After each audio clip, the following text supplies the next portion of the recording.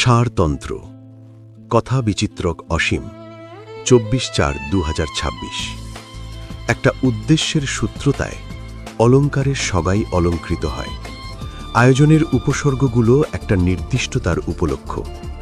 শিক্ষক শিক্ষকতা করে টাকার জন্যই, চিকিৎসক চিকিৎসা করে টাকার জন্যই, শিল্পী তার শৈল্পিকতা পরিবেশন করে টাকার জন্যই, পতিতা পতিতাবৃত্তি করে টাকার জন্যই, রাজনীতিবিদ রাজনীতি করে টাকার জন্যই, খেলোয়াড় খেলা প্রদর্শন করে টাকার জন্যই, ধর্মপ্রচারক ধর্মপ্রচার করে টাকার জন্যই, জেলে মুচি কৃষক আবাদি পরিশ্রম করে টাকার জন্যই।